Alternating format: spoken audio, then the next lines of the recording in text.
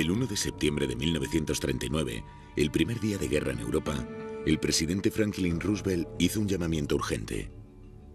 Pidió a todos los combatientes que bajo ninguna circunstancia procedieran al bombardeo de poblaciones civiles desde el aire.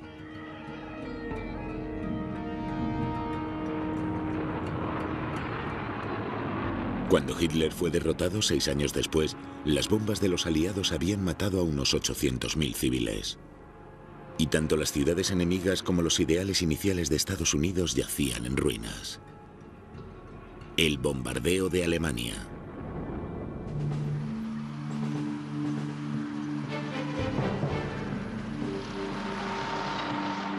La octava Fuerza Aérea de Estados Unidos llegó a Gran Bretaña con una gran confianza. Los norteamericanos creyeron que la potencia aérea había revolucionado la guerra moderna y que su nueva flota de bombarderos, pilotada por tripulaciones estadounidenses bien entrenadas, resultaría decisiva contra los hasta entonces imparables nazis.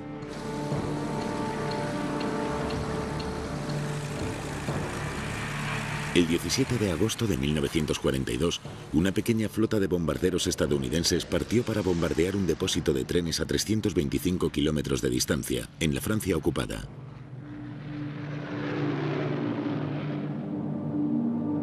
Fue la primera prueba de la estrategia norteamericana de bombardeo en Europa, centrada con precisión en objetivos industriales y militares y evitando las poblaciones civiles. Los bombarderos especialmente diseñados poseían fortalezas volantes B-17, armadas de ametralladoras. Los norteamericanos volaban a la luz del día a pesar de los riesgos para permitir a los bombarderos, equipados con miras de alta tecnología, apuntar con una precisión sin precedentes. El depósito de trenes quedó gravemente dañado. Todos los B-17 regresaron a salvo y los estadounidenses consideraron su primera misión un éxito. Hoy es el primer día en que los bombarderos estadounidenses han entrado en acción en este escenario, pilotados por tripulaciones y escuadrones estadounidenses. El general Karl Spaatz, piloto desde la Primera Guerra Mundial, era el comandante de todas las fuerzas aéreas estadounidenses en Gran Bretaña. Entre ambas guerras había ayudado a desarrollar la teoría de los bombardeos de precisión. El general Aker, al mando de los bombarderos, dirigió esta misión. El general Ira Aker fue el encargado de poner la teoría en práctica, convencido de que su campaña de bombardeos pondría de rodillas a la beligerante Alemania. Los norteamericanos habían desarrollado una teoría en los años 30 que consistía en encontrar puntos específicos, nódulos específicos en la economía de guerra enemiga y extirparlos, eliminarlos con el fin de desmantelar por completo la economía de guerra enemiga. La mayoría de los líderes y de los pilotos creían fervientemente en la doctrina del bombardeo de precisión. Pensaban que lo que hacían era la mejor forma de combatir una guerra. Tras la primera misión estadounidense, los reporteros que asistieron a la rueda de prensa del general Aker proclamaron un gran éxito. Pero los aliados británicos no apreciaban demasiado ni los bombarderos estadounidenses ni su estrategia. Los británicos les miraban de reojo porque pensaban que en primer lugar era una contribución ínfima y en segundo lugar estaban haciendo algo que ellos ya habían intentado y no habían logrado. Creían que iban a cometer los mismos errores que ellos. Igual que Roosevelt, el primer ministro británico Winston Churchill había descartado anteriormente los objetivos civiles y había defendido el bombardeo de precisión. En el período de entreguerras, Churchill declaró repetidas veces que creía que las fuerzas aéreas debían concentrarse estrictamente en atacar objetivos militares y no atacar a civiles. Esa era la visión que tenía que prevalecer y que prevalecería cuando empezó la guerra. Al principio de la guerra, los alemanes bombardearon a civiles en Varsovia y en Rotterdam. Y en 1940 atacaron Gran Bretaña.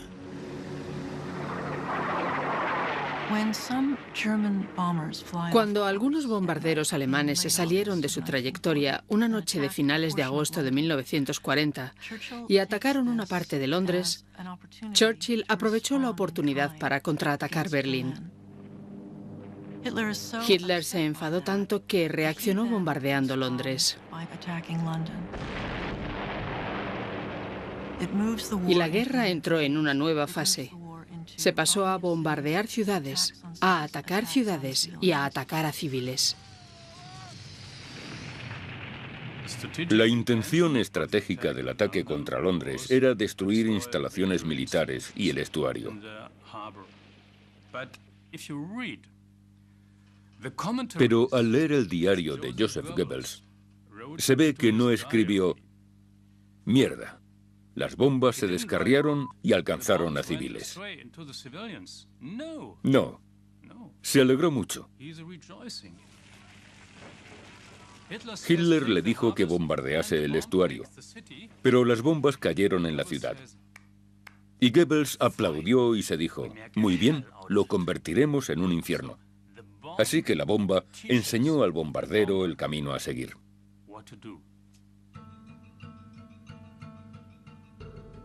El comandante Arthur Harris, que asumió el mando de las Fuerzas Aéreas Reales Británicas en 1942, aprendió muy bien la lección de las bombas. Había estudiado los ataques nazis a Gran Bretaña y analizado meticulosamente los daños infligidos por las bombas explosivas e incendiarias. Y se vengaría con la misma moneda.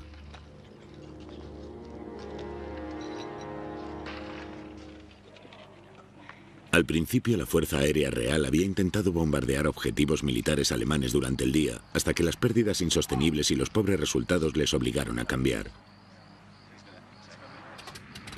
Harris insistió entonces en que la forma de causar el máximo daño al enemigo era bombardear ciudades alemanas fáciles de detectar al abrigo de la oscuridad. Los norteamericanos mostraron su profundo desacuerdo. La mayoría de los mandos de las fuerzas aéreas tenían la ferviente convicción de que no era la forma correcta de actuar. Bombardear ciudades resultaba ineficaz. Era una mala utilización de los activos aéreos. Creíamos que teníamos mejores armas que los británicos y que nuestros B-17 y B-24 eran mejores bombarderos, que teníamos mejores miras y mejor formación. Podíamos hacerlo, ellos no, pero nosotros sí. Los líderes aliados se reunieron en enero de 1943. Y optaron por combinar las estrategias británicas y estadounidenses. A Harris y a Eaker les ordenaron coordinar una ofensiva permanente de bombardeos, con el fin de minar la moral del pueblo alemán hasta el punto de que su capacidad para la resistencia armada quedara totalmente debilitada. Los británicos se centrarían en bombardear ciudades de noche. Los estadounidenses harían todo lo posible por lograr la destrucción progresiva del ejército, la industria y el sistema económico alemán, bombardeando durante el día. Ambas fuerzas centraron su objetivo en Hamburgo, un centro naviero a orillas del Elba. A los norteamericanos les interesaba porque querían atacar los elementos de la economía de guerra alemana situados en Hamburgo. Y a los británicos les interesaba porque querían destruir la ciudad. Había otra razón por la que escogieron Hamburgo. La escogieron porque estaba cerca. Solo había que cruzar el Mar del Norte. No solo era un objetivo muy importante, sino también muy cómodo.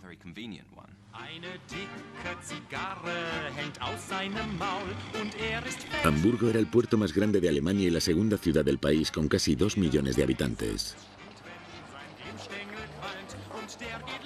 Ralph Giordano era uno de ellos.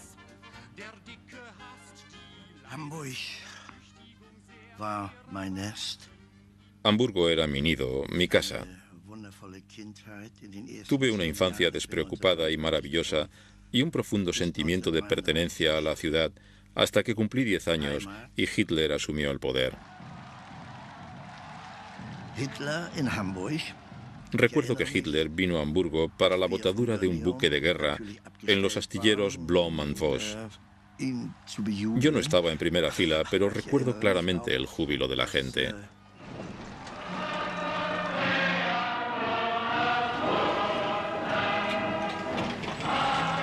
En ese mismo astillero se construían los submarinos que sembraban el terror entre los mercantes aliados del Atlántico. Y muy cerca se encontraban importantes centros de la industria aeronáutica alemana. Hamburgo estaba excepcionalmente bien defendida. Los refugios antiaéreos, algunos en torres de hormigón macizo reforzado, ofrecían protección a casi 250.000 personas.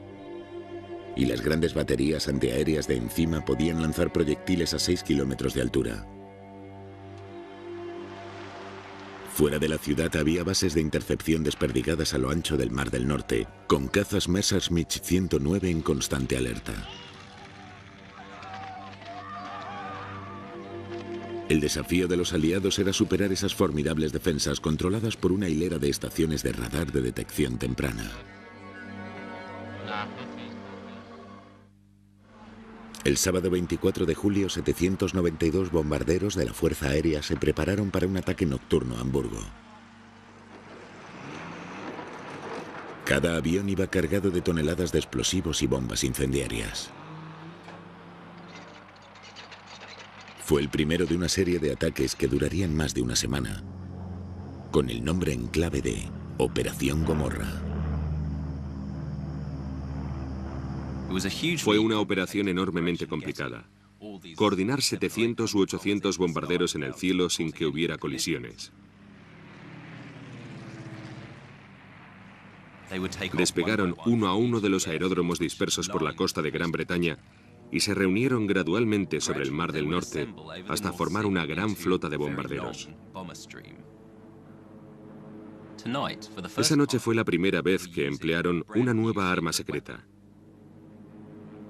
El ingeniero de vuelo lanzaba tiras de papel de aluminio y cada una de ellas aparecía como un punto diferenciado en los radares alemanes. Las defensas alemanas quedaron invalidadas.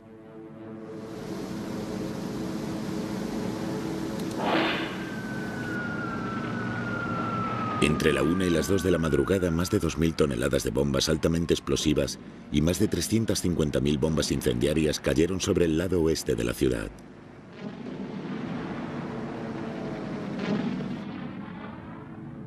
Ralph Giordano estaba dentro de un refugio. La gente parecía paralizada. Nadie se movía. Todo el mundo pensaba que el final llegaría en cualquier momento. Las bombas pasaban silbando. Era un ruido horrible. Si oías el ruido, significaba que habían caído en otro sitio. Las bombas que te caían encima no se oían por adelantado. Y luego, esa misma tarde, llegaron los norteamericanos. Docenas de B-17 volando a plena luz del día.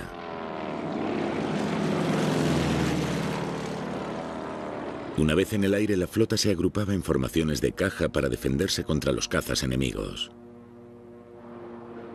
Harry Crosby, que acababa de terminar la universidad en Iowa, era copiloto. Lo que más costaba era que fuesen todos en orden. Cuando volábamos, todos tenían que seguir al tripulante que iba a la cabeza, que era yo.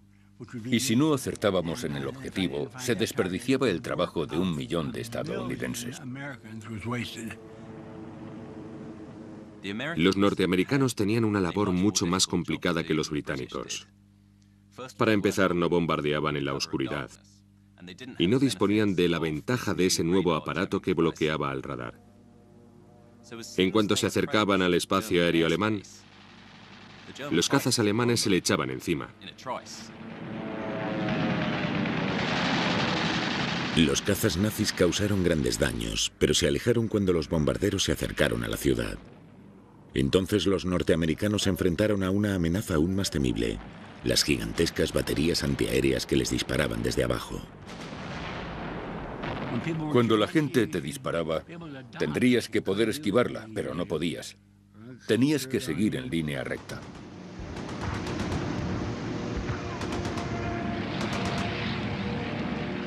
Cuando llegaron a Hamburgo, la ciudad entera estaba cubierta de humo. No podían ver nada, ni mucho menos los objetivos.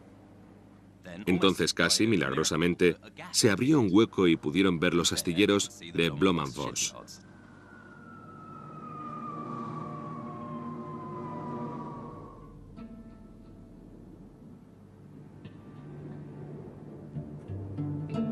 El principal astillero de Hamburgo quedó gravemente dañado, además de una fábrica de motores de avión y una central eléctrica, objetivos militares inutilizados por el bombardeo de precisión norteamericano.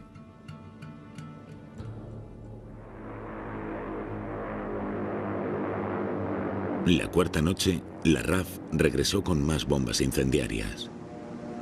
Uno de los pilotos era Bill McCree, de 22 años. Fue el gran ataque, una tormenta de fuego. Se veían los incendios a 1 hora de vuelo de Hamburgo. Cuando nos acercamos vimos una torre, un pilar de humo que se elevaba a más de 6.000 metros.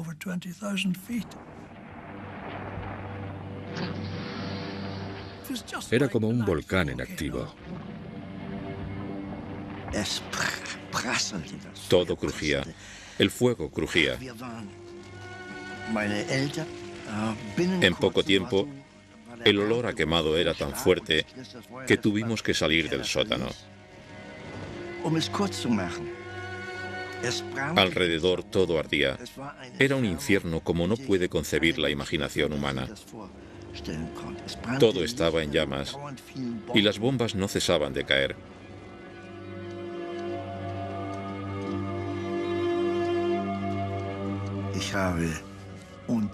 Vi incontables personas muertas, calcinadas.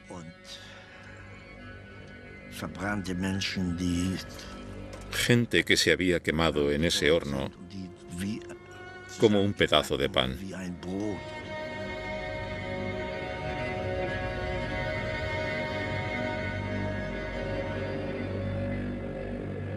Cuando por fin terminó la operación Gomorra, se habían producido 4 ataques británicos a la ciudad y 2 ataques norteamericanos al puerto. Habían muerto 45.000 personas.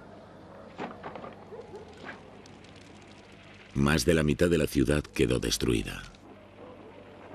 A consecuencia de la tormenta de fuego, casi 1 millón de refugiados huyeron de Hamburgo y se llevaron con ellos las historias de terror que habían presenciado. En Alemania se desató un pánico como nunca se había experimentado antes.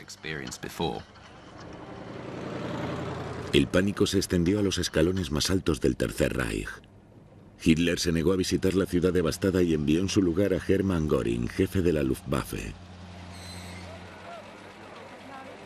El ministro a cargo del armamento advirtió que una serie de ataques aliados similares pararía en seco la producción de guerra alemana. Hubo muchos que creyeron que se obligaría a los alemanes a capitular. Al menos las autoridades británicas pensaban que ese podría ser el caso. Y se produjo un aluvión de comunicados que sugerían que la guerra podía acabar incluso antes de Navidad. La guerra no acabó antes de Navidad, ni mucho menos. Tras los ataques a Hamburgo, los comandantes estadounidense y británico se mantuvieron firmes en sus profundamente divergentes estrategias. El general estadounidense Ira Eaker continuó los ataques precisos sobre objetivos industriales. El comandante británico Harris defendió el ataque a las ciudades. Y la ciudad en la que se centró era el símbolo del poder nazi: Berlín.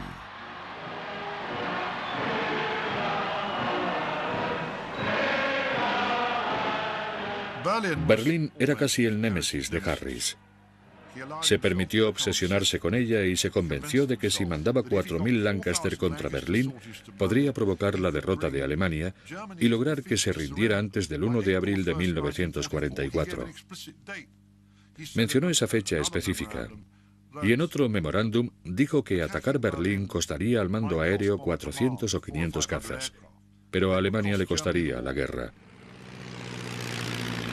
A lo largo de 5 meses, el jefe del mando de bombarderos envió sus aviones en 19 ataques en masa contra la capital nazi.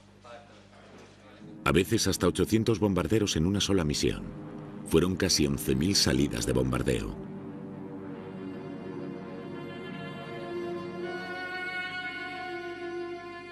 En la ciudad murieron más de 10.000 civiles y cientos de miles se quedaron sin hogar. Se infligió todo ese dolor a Berlín con la esperanza de que los alemanes se sublevasen contra Hitler.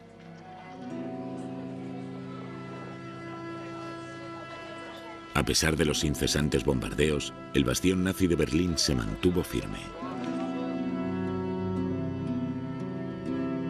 Pero la fuerza aérea sufrió tremendas pérdidas.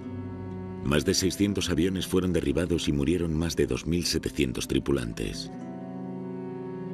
Todo ello sin un impacto discernible sobre la moral y la productividad alemanas.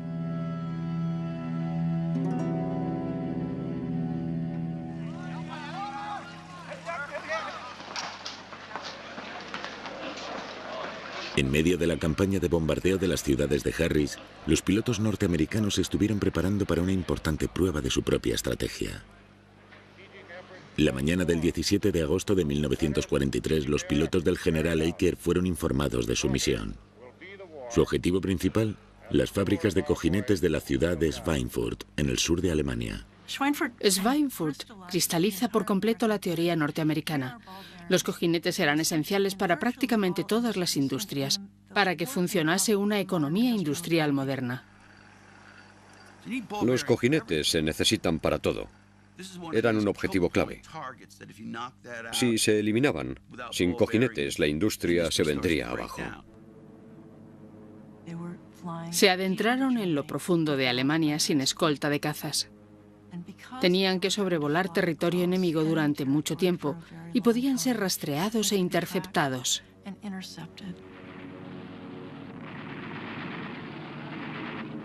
Cientos de cazas de la Luftwaffe practicaron el tiro al blanco con los B-17 sin escolta.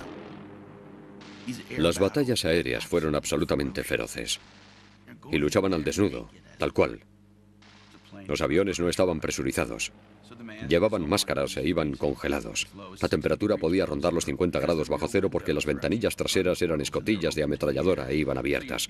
Así que tenían que luchar contra los elementos y contra la Luftwaffe. Y los alemanes volaban en su propio país. Podían aterrizar y rearmarse, repostar y despegar de nuevo. Los pulverizaron.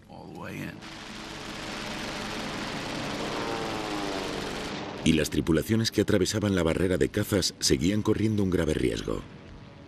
Para bombardear con precisión tenían que acercarse al objetivo volando en línea recta entre el intenso fuego enemigo. Y no podían escapar hasta que habían lanzado su carga.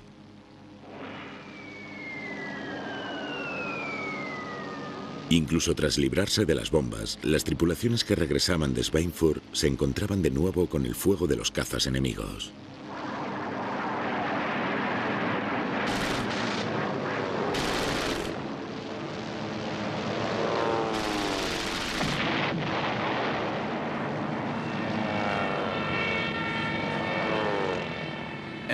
Fue una catástrofe. Uno de los tripulantes de los aviones contó que miró al suelo y dijo: «Dios mío, hay montones de heno ardiendo por todo el suelo». Pero eran B-17. Perdieron 60 aviones, es decir, 600 hombres. Fue la mayor cantidad de norteamericanos perdidos en una sola misión hasta ese momento de la guerra. Un golpe abrumador para la octava Fuerza Aérea.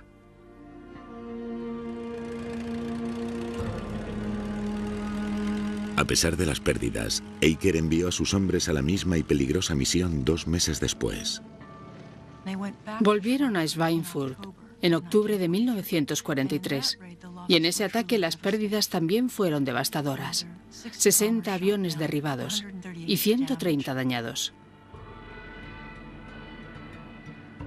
Es un nivel de pérdidas que no se puede sostener durante ningún periodo de tiempo para continuar con una ofensiva.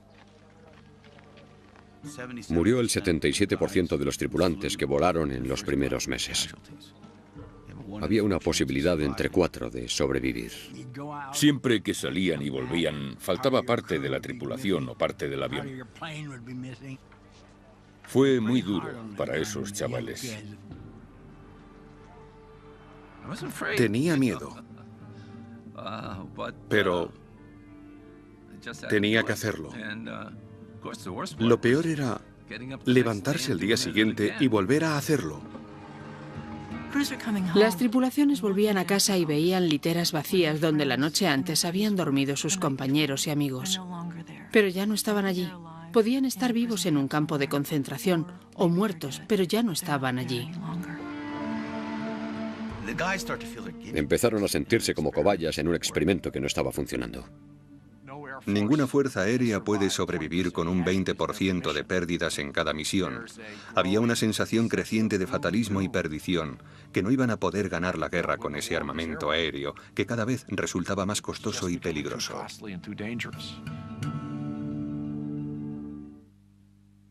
En el escenario europeo, Eaker siguió inasequible al desaliento con su estrategia inalterada.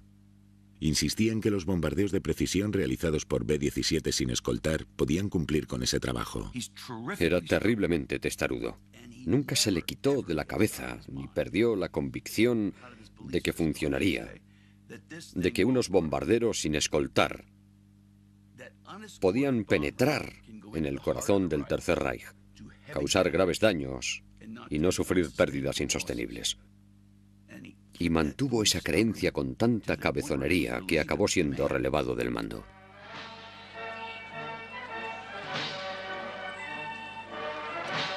En enero de 1944, Eaker fue reemplazado por un legendario piloto, Jimmy Doolittle. General Spaatz, distinguidos invitados, el esfuerzo estratégico tiene que proseguir, y cuanto mejor se lleve a cabo el esfuerzo estratégico aéreo, más corta será la guerra y menos chicos nuestros morirán. Jimmy Doolittle era un líder de combate carismático, el primero que bombardeó Tokio, el primero que bombardeó Roma y Berlín. Pilotaba su propio caza con el que volaba por encima de la 8ª Fuerza Aérea. Era una figura legendaria. El arsenal de Doolittle incluía un nuevo caza, ágil y de amplia autonomía, el P-51 Mustang. Entonces, por primera vez, los bombarderos pudieron volar protegidos al interior de Alemania y regresar. Los Mustang resultarían cruciales cuando las fuerzas de Doolittle prepararon el cielo para la esperada invasión terrestre aliada, programada para primavera. El día D. La mayor preocupación de los comandantes aliados antes del día D era asegurarse el control aéreo absoluto sobre el noroeste de Francia. Y para conseguirlo se dedicaron a atacar por primera vez las fábricas de aviones alemanas, escoltados por los cazas Mustang de largo alcance. La nueva estrategia fue elevar la Luftwaffe, bombardeando fábricas de aviones que Hitler tenía que defender. Enviaba sus fuerzas y los Mustang las masacraban.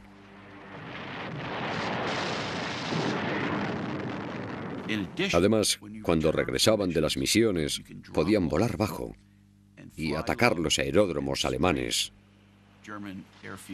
destruyendo aviones alemanes en tierra.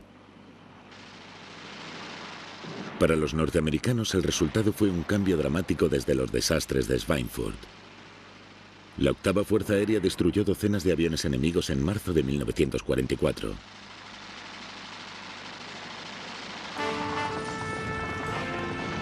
Sus logros se verían recompensados 3 meses después en las costas de Normandía.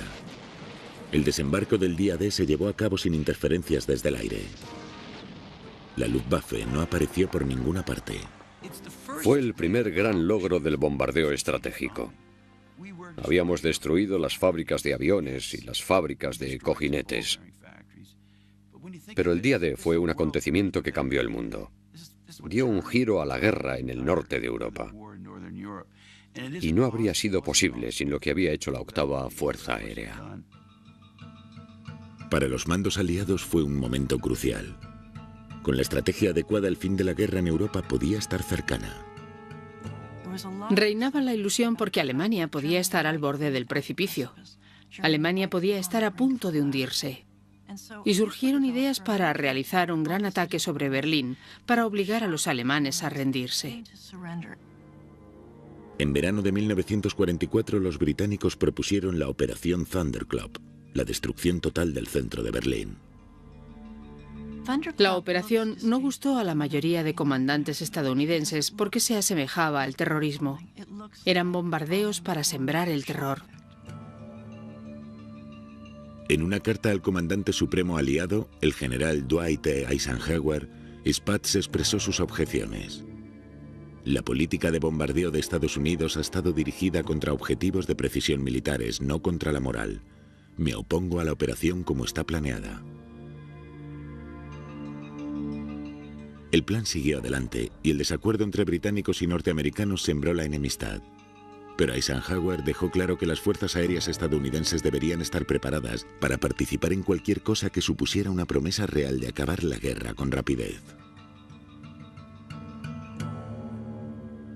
En otoño de 1944, los estrategas estadounidenses intentaron acelerar el colapso de Alemania, bombardeando objetivos identificados por la inteligencia aliada como los más críticos en esa fase de la guerra.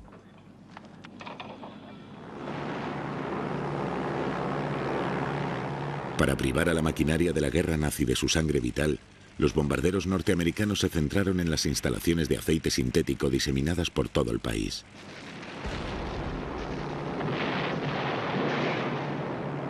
Para hundir la renqueante economía nazi, atacaron las grandes estaciones de clasificación de trenes. Los alemanes formaban trenes gigantescos con miles de vagones en unos sitios que llamaban estaciones de clasificación.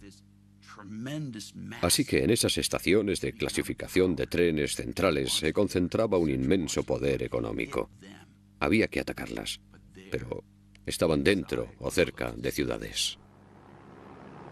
Las estaciones de clasificación a menudo se encontraban junto a las casas de los trabajadores.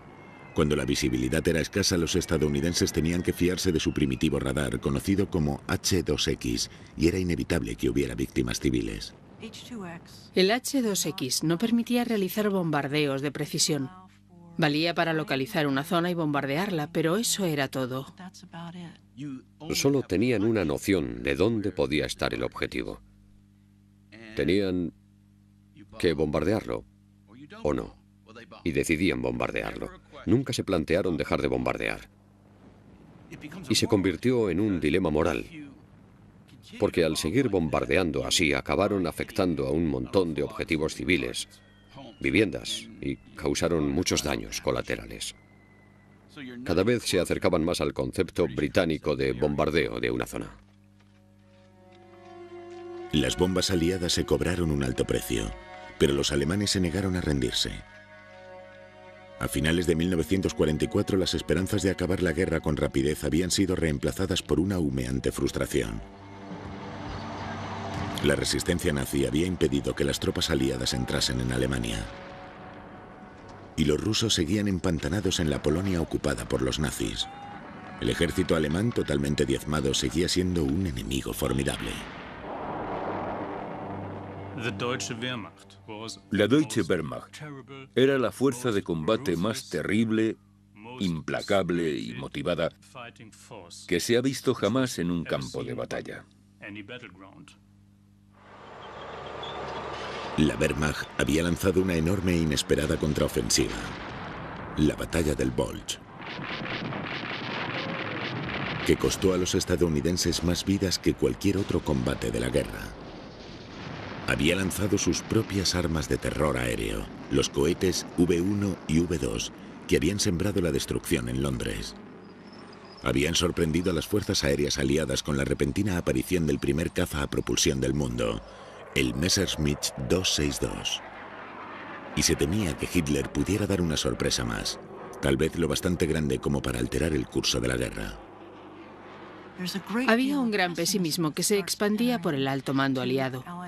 Empezaron a pensar que la guerra se alargaría durante el verano hasta el otoño de 1945. Era una perspectiva aterradora. Tenían que centrarse en Japón, pero necesitaban acabar primero con los alemanes. No comprendían al enemigo. El enemigo estaba derrotado, pero no se rendía. Existía una gran presión por parte del alto mando para acabar la guerra en Europa. Incluso Roosevelt, que había renegado públicamente de los bombardeos a civiles, ya estaba dispuesto a aceptar los bombardeos aéreos en masa. Los estrategas aliados, en ese momento crucial de diciembre de 1944 y enero de 1945, miraron alrededor y se preguntaron qué instrumentos tenían para acabar con la guerra. Y se dieron cuenta de que para que acabase la guerra, la ofensiva invernal soviética tenía que efectuar algún avance.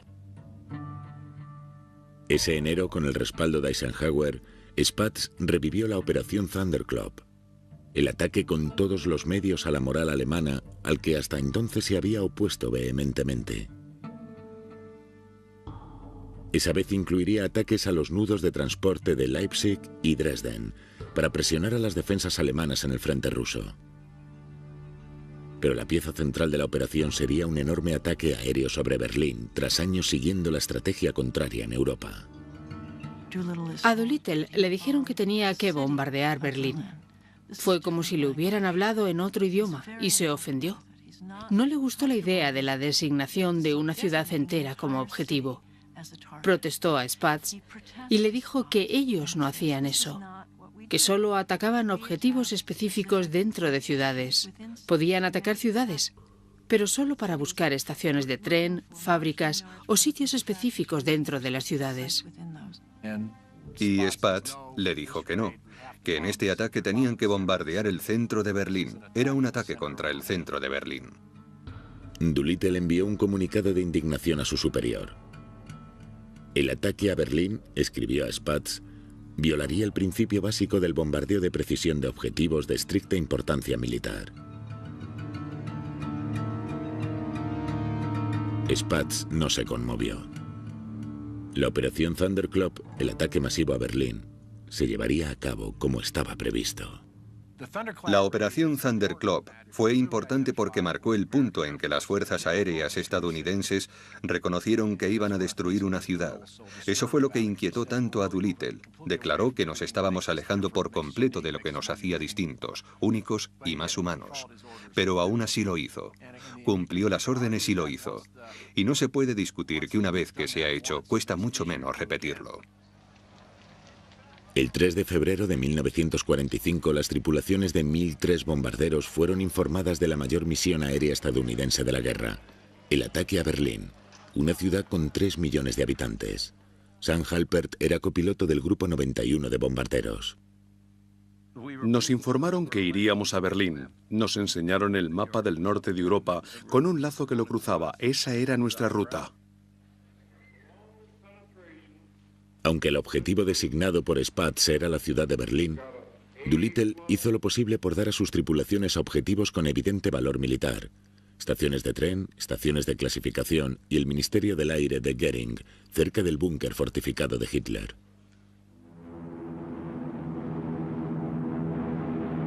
Los bombarderos y sus escoltas se dirigieron hacia el este. La Luftwaffe estaba bastante derrotada, pero todavía tenía unos cuantos aviones. De hecho, empezó a mandar aviones a nuestro encuentro. Tras varias horas de vuelo, los escuadrones se aproximaron a su objetivo.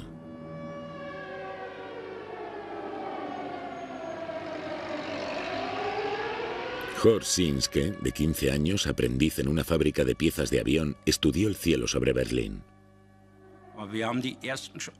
Vimos las primeras líneas de ataque y pensamos que nunca acabaría. Por encima de los tejados se veía la batería antiaérea de Friedrichshain. Cuando apuntaba hacia arriba, sabíamos que el ataque ocurriría en unos 30 o 40 minutos.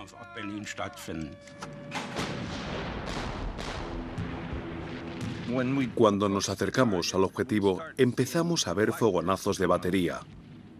Cuanto más te acercabas, más fogonazos había.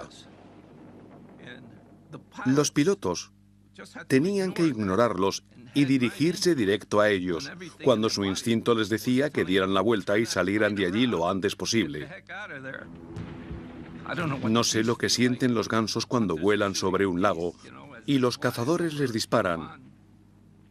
Pero yo solo pensaba una cosa: disparan a muchos gansos, pero la mayoría sigue adelante.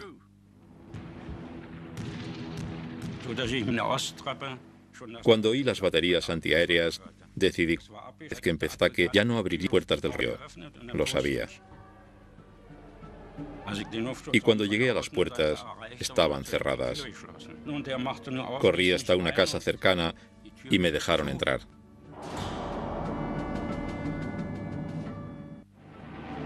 ...21 bombarderos cayeron derribados sobre Berlín ese día. Pero eran solo una fracción diminuta de la enorme flota norteamericana que sembró la devastación desde el cielo.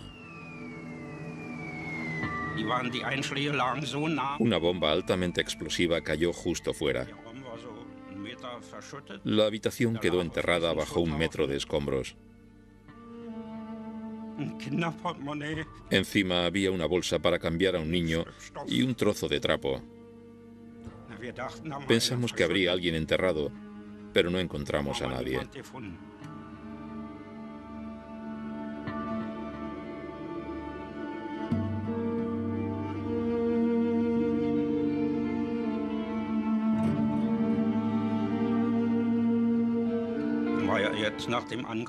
La ciudad quedó en silencio bajo los ataques.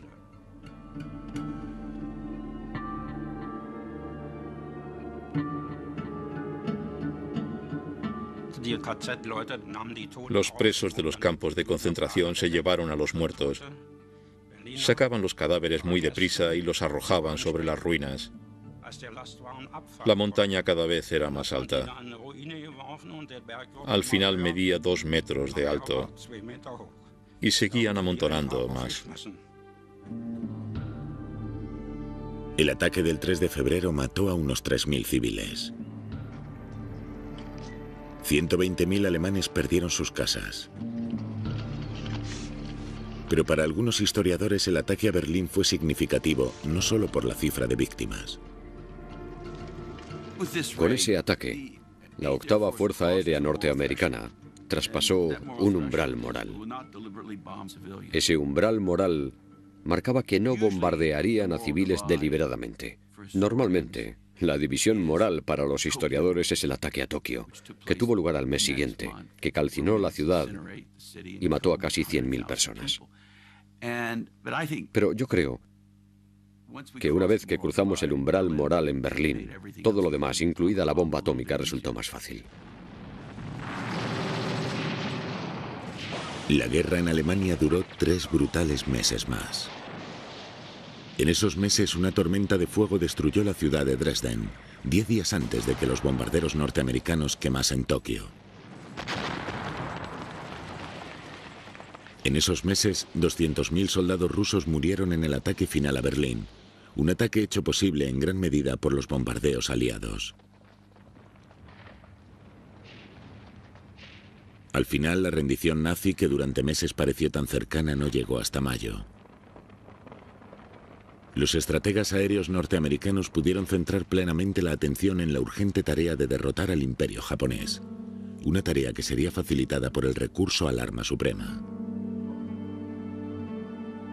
La guerra había llevado a la destrucción más completa a Alemania, la nación que la había comenzado, y había causado la muerte de más de 100.000 soldados de las fuerzas aéreas británicas y estadounidenses. Se estima que unos 800.000 civiles alemanes murieron por los bombardeos aliados. Se sumaron a los más de 20 millones de civiles que murieron en Europa como resultado de la guerra.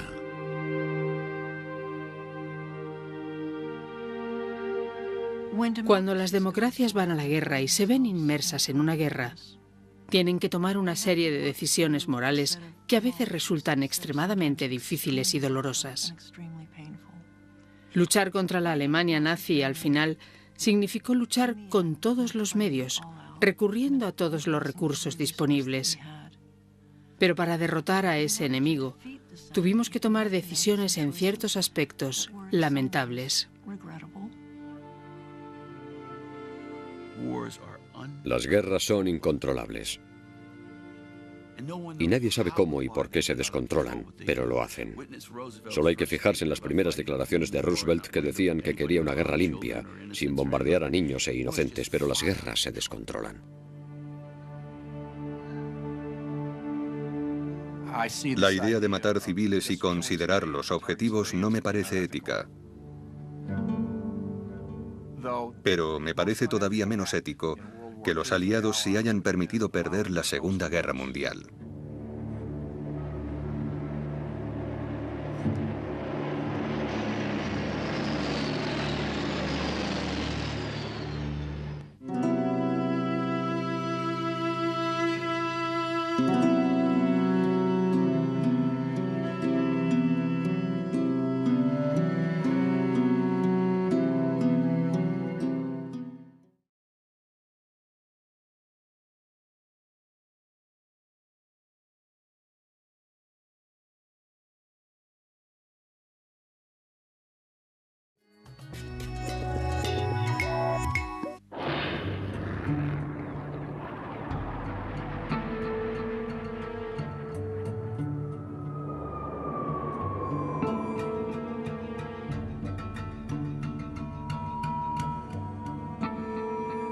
El 1 de septiembre de 1939, el primer día de guerra en Europa, el presidente Franklin Roosevelt hizo un llamamiento urgente. pidió a todos los combatientes que bajo ninguna circunstancia procedieran al bombardeo de poblaciones civiles desde el aire.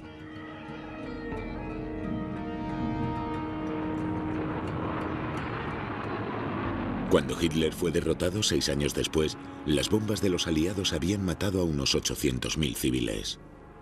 Y tanto las ciudades enemigas como los ideales iniciales de Estados Unidos yacían en ruinas. El bombardeo de Alemania.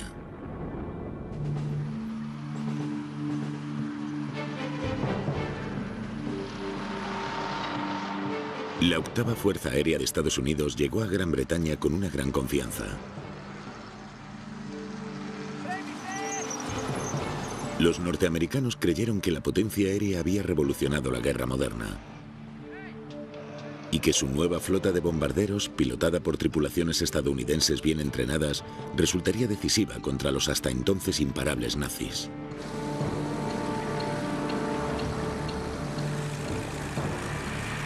El 17 de agosto de 1942, una pequeña flota de bombarderos estadounidenses partió para bombardear un depósito de trenes a 325 kilómetros de distancia, en la Francia ocupada.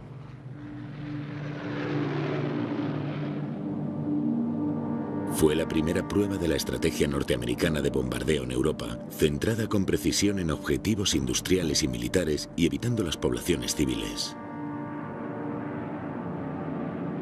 Los bombarderos especialmente diseñados poseían fortalezas volantes B-17, armadas de ametralladoras.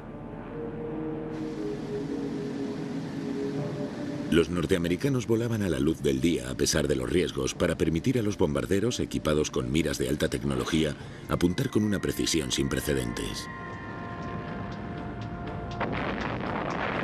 El depósito de trenes quedó gravemente dañado. Todos los B-17 regresaron a salvo y los estadounidenses consideraron su primera misión un éxito. Hoy es el primer día en que los bombarderos estadounidenses han entrado en acción en este escenario. Pilotados por tripulaciones y escuadrones estadounidenses. El general Carl Spaatz, piloto desde la Primera Guerra Mundial, era el comandante de todas las fuerzas aéreas estadounidenses en Gran Bretaña. Entre ambas guerras había ayudado a desarrollar la teoría de los bombardeos de precisión. El general Aker, al mando de los bombarderos, dirigió esta misión. El general Ira Aker fue el encargado de poner la teoría en práctica, convencido de que su campaña de bombardeos pondría de rodillas a la beligerante Alemania. Los norteamericanos habían desarrollado una teoría en los años 30 que consistía en encontrar puntos específicos, nódulos específicos en la economía de guerra enemiga y extirparlos, eliminarlos con el fin de desmantelar por completo la economía de guerra enemiga. La mayoría de los líderes y de los pilotos creían fervientemente en la doctrina del bombardeo de precisión. Pensaban que lo que hacían era la mejor forma de combatir una guerra. Tras la primera misión estadounidense, los reporteros que asistieron a la rueda de prensa del general Aker proclamaron un gran éxito. Pero los aliados británicos no apreciaban demasiado ni los bombarderos estadounidenses ni su estrategia. Los británicos les miraban de reojo porque pensaban que en primer lugar era una contribución ínfima y en segundo lugar estaban haciendo algo que ellos ya habían intentado y no habían logrado. Creían que iban a cometer los mismos errores que ellos. Igual que Roosevelt, el primer ministro británico Winston Churchill había descartado anteriormente los objetivos civiles y había defendido el bombardeo de precisión. En el período de entreguerras, Churchill declaró repetidas veces que creía que las fuerzas aéreas debían concentrarse estrictamente en atacar objetivos militares y no atacar a civiles. Esa era la visión que tenía que prevalecer y que prevalecería cuando empezó la guerra. Al principio de la guerra, los alemanes bombardearon a civiles en Varsovia y en Rotterdam. Y en 1940 atacaron Gran Bretaña. Ametralladoras. Los norteamericanos volaban a la luz del día a pesar de los riesgos para permitir a los bombarderos equipados con miras de alta tecnología apuntar con una precisión sin precedentes. El depósito de trenes quedó gravemente dañado. Todos los B-17 regresaron a salvo y los estadounidenses consideraron su primera misión un éxito. Hoy es el primer día en que los bombarderos estadounidenses han entrado en acción en este escenario, pilotados por tripulaciones y escuadrones estadounidenses. El general Karl Spaatz, piloto desde la Primera Guerra Mundial, era el comandante de todas las fuerzas aéreas estadounidenses en Gran Bretaña. Entre ambas guerras había ayudado a desarrollar la teoría de los bombardeos de precisión. El general Aker, al mando de los bombarderos, dirigió esta misión. El general Ira Aker fue el encargado de poner la teoría en práctica, convencido de que su campaña de bombardeos pondría de frente los objetivos civiles y había defendido el bombardeo de precisión.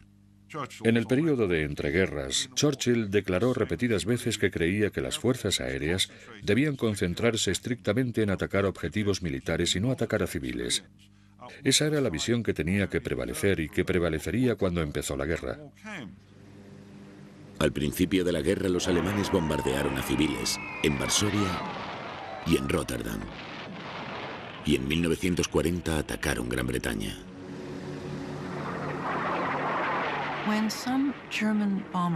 Cuando algunos bombarderos alemanes se salieron de su trayectoria una noche de finales de agosto de 1940 y atacaron una parte de Londres, Churchill aprovechó la oportunidad para contraatacar Berlín.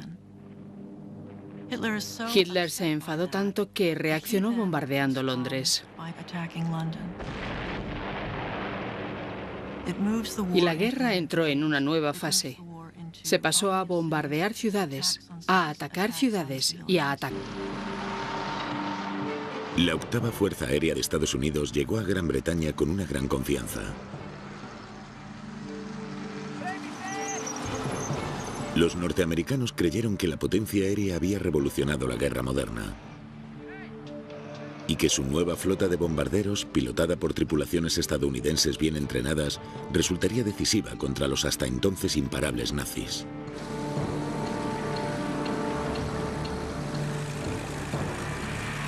El 17 de agosto de 1942, una pequeña flota de bombarderos estadounidenses partió para bombardear un depósito de trenes a 325 kilómetros de distancia, en la Francia ocupada.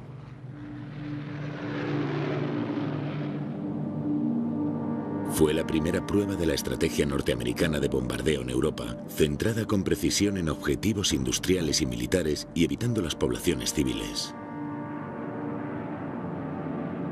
Los bombarderos especialmente diseñados poseían fortalezas volantes B-17, armadas de amerodillas a la beligerante Alemania. Los norteamericanos habían desarrollado una teoría en los años 30 que consistía en encontrar puntos específicos, nódulos específicos en la economía de guerra enemiga y extirparlos, eliminarlos con el fin de desmantelar por completo la economía de guerra enemiga. La mayoría de los líderes y de los pilotos creían fervientemente en la doctrina del bombardeo de precisión. Pensaban que lo que hacían era la mejor forma de combatir una guerra. Tras la primera misión estadounidense, los reporteros que asistieron a la rueda de prensa del general Aker proclamaron un gran éxito. Pero los aliados británicos no apreciaban demasiado ni los bombarderos estadounidenses ni su estrategia. Los británicos les miraban de reojo porque pensaban que en primer lugar era una contribución ínfima y en segundo lugar estaban haciendo algo que ellos ya habían intentado y no habían logrado. Creían que iban a cometer los mismos errores que ellos. Igual que Roosevelt, el primer ministro británico Winston Churchill había descartado anteriormente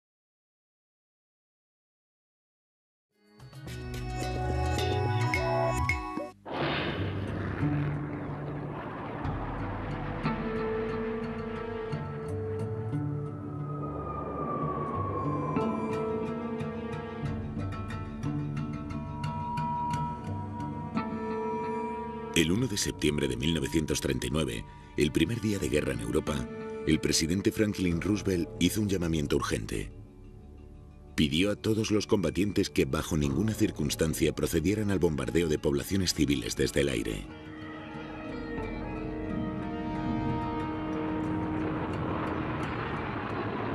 Cuando Hitler fue derrotado 6 años después, las bombas de los aliados habían matado a unos 800.000 civiles. Y tanto las ciudades enemigas como los ideales iniciales de Estados Unidos yacían en ruinas. El bombardeo de Alemania.